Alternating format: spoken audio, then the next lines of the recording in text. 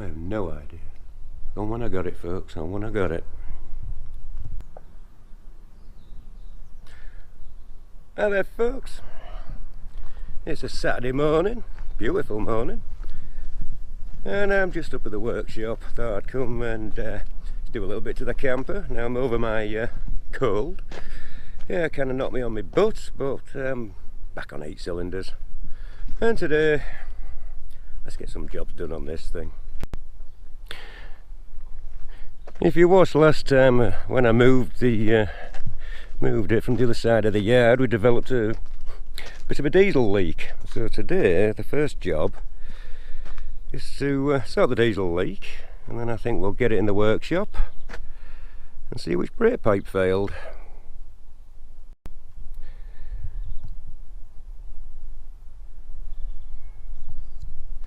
I really need to get this camper on the road. I want to go camping, folks. Okay, last time we gained a diesel leak, and that was from that pipe there. As you can see, it should be on there. So the first job is we'll connect that back up, just trim the end for now, shove it back on, and then we'll get her in the workshop.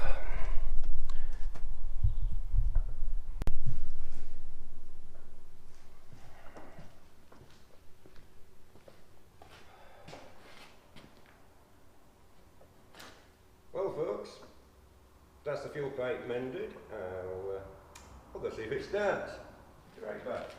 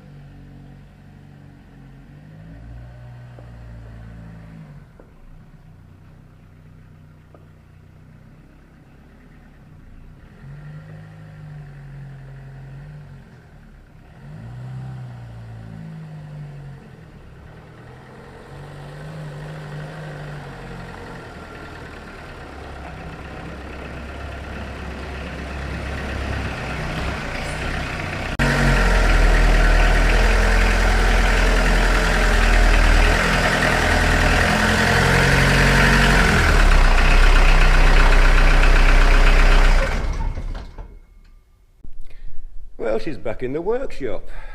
First time this year. That's how far behind I am.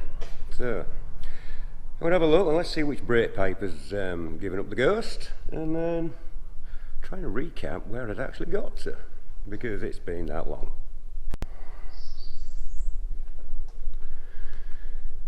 The plan was quite simple for this. There were some welding repairs at the driver's side that I knew about. They were quite extensive, but not impossible. However, I have found more rot, and since it's been parts up, no doubt a few more jobs to do. So let's take a look underneath.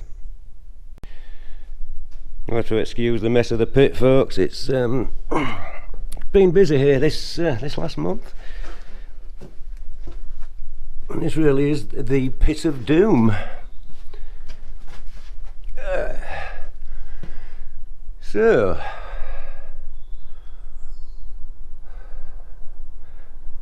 I don't see any fuel dripping out now, so that's all good. These LDVs are actually based on the Leyland Sherpa, which I think actually dates back to a model before that for its running gear. So this is kind of probably a late 60s, early 70s drivetrain.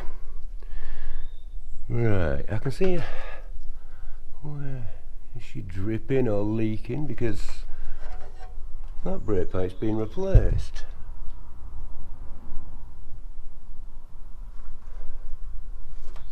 How odd. Just using the torch on the camera here to just light things up. And we've definitely got one gone somewhere. Have a look at the front. They look okay, they look okay. They've been replaced at some point. And where's all the fluid gone? How strange. I thought it had broken a front to rear. Ah, there we go, chaps. Right there. I don't know if you can see that on camera, but that is the pipe that's broken. And if we look down, this one's an original. Yeah, that's original steel. And it comes along to here, and from that point it's been replaced. So I need to replace from there to wherever it goes to, up to the master cylinder by the looks of it.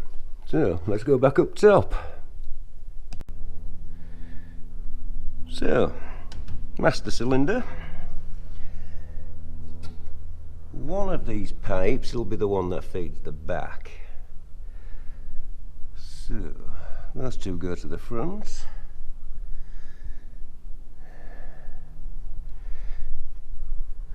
I can see the pipe down there. I'm going to have to trace this back up, work out exactly which one it is, and then I'll remove the pipe and we'll make a new one. So there we have it. I don't know if you can see this, but I've marked the actual offending pipe in white there. I'll just jump back downstairs. And there it is. You can see it running along. So the next job is to remove this pipe and make a new one.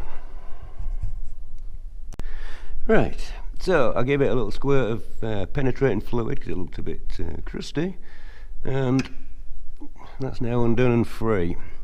Yes, I did crack it off first, folks, just in case, but it was quite wanting to come out. So, little tip: when that pipe comes off, normally you would lose all your brake fluid out of this master cylinder. So what I do is, that's just a brake pipe end, a new bit of pipe. I flared the end and then crimped the pipe, and when I take that pipe out, I'll screw that in its place, and that will just stop us losing any fluid. However, I don't think there's much left in it because we've no brakes, but a little tip for you. So there we have the little blank in place, and now I shall unpick the brake pipe, because this is in some clips down the chassis there. Undo it at the other end and we'll pull it out. So I'll get back to you when I've got it pulled out. I don't know what you're smiling for. You've got lots of work to do yet on this thing. Yep, lots of work. Right, back to this brake pipe.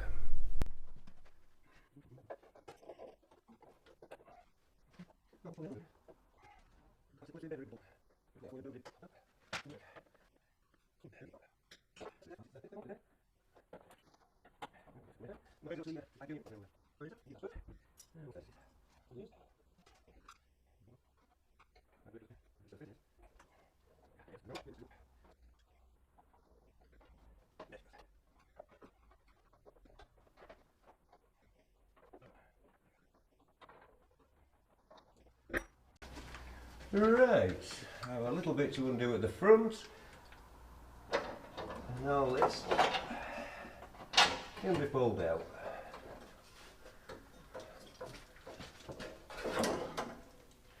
There you go, folks, that's where it's broken, and it is literally, absolutely.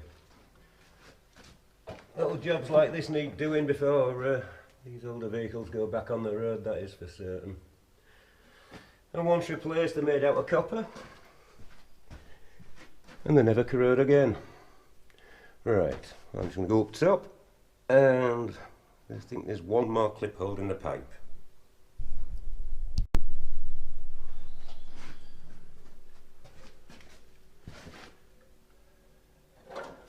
Right, up you come.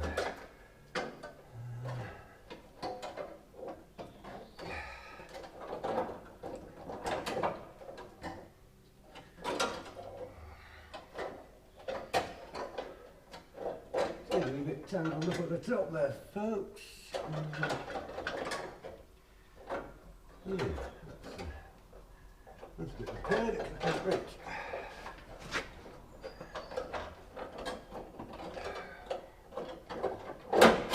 Sometimes you have to get brave. Oh, look at it, just falling apart, folks. Yeah, I think that was knackered. Get the other bit out. Oh, it fell in the pit. So we have 3 pieces to my pipe. Okay. Go up top and see what we've got. So there we have it, folks. That's the brake pipe. As you can see, there's a join there, but I'm going to make it in one piece.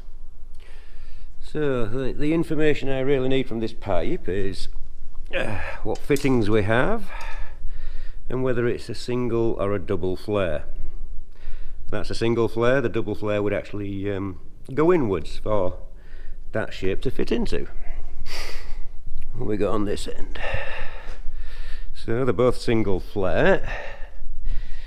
So now we just need to establish the length of the pipe, and normally I just kind of loosely run the new pipe alongside the old pipe and go from there. Right, let's unravel some of the pipe, straighten it out.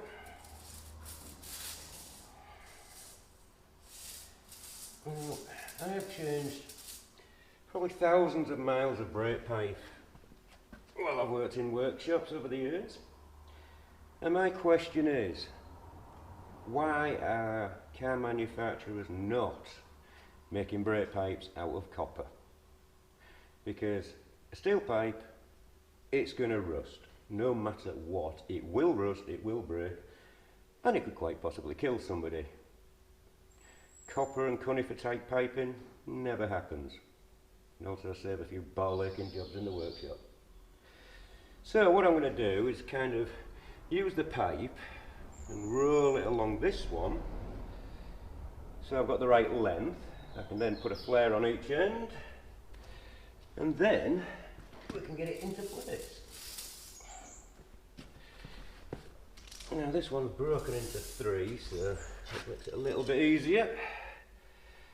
When I normally just basically follow the pipe round. Sometimes it's not as easy. It's in a strange shape. However, this should just give me a rough indication of length.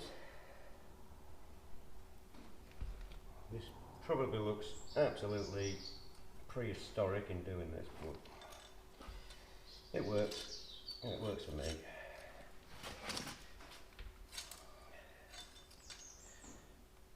To that, that's that bit.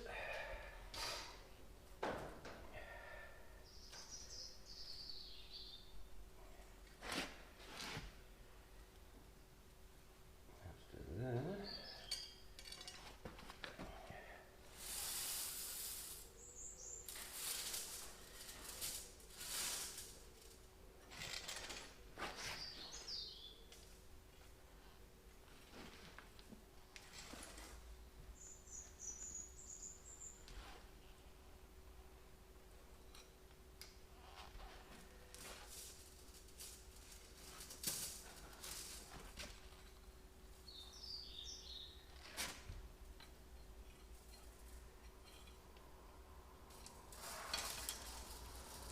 That, folks, should do.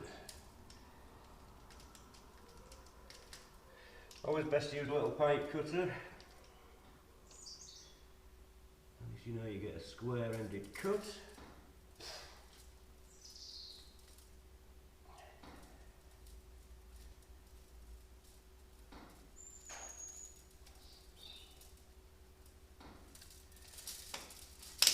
And there we go. That's the pipe. Okay, folks, this is the pipe flaring tool I'm going to be using. The pipe clamps between these two half blocks, and that's what's pressed into it. That being a single flare, that then makes it a double. Then we'll put the pipe in, just so it's up at the flush with the end. Now there's various types of flaring kits out there for brake pipe. Personally I do like these type. But if you need to put a flare on a pipe that's already on a vehicle, they're not right easy to use. So we do that, and if anybody was paying attention, you'll notice I didn't actually put the brake fitting on, but that's okay because I haven't put the other flare on yet. So have a look at this one. Yeah, we have a flared end, so now slide on two fittings.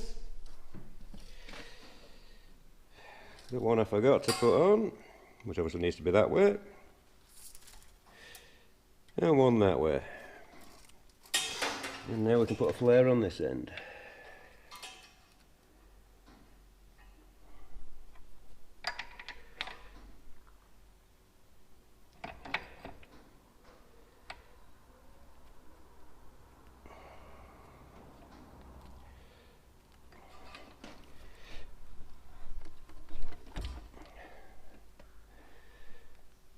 Yeah, this thing's a bit old and tired and it sticks a bit, but it still does the job.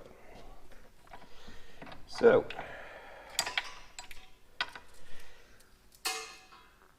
pipe end flared. Let's try and make some of the shapes back to the pipe and we can thread it in. Well folks, the pipe is in. I just need to clip it in a couple of places because of some of the broken clips. Well, yes, nice shiny pipe. Just need to fasten that union up, but at the moment I'm just waiting for some fluid to come down the pipe. We might as well let it dribble out of there, and then just need to bleed the brakes at the back, at the bleeding nipples on the cylinders, and we should have some brakes again. So let's wait for some fluid to come through and I'll nip that up. Well folks, that's it for today. I'm gonna get myself off home because it's a nice day. I think I might get out for a walk. So anyway, thanks for watching, liking, subscribing if you haven't, and if you haven't, why not? It's free. So, and till next time, catch you soon.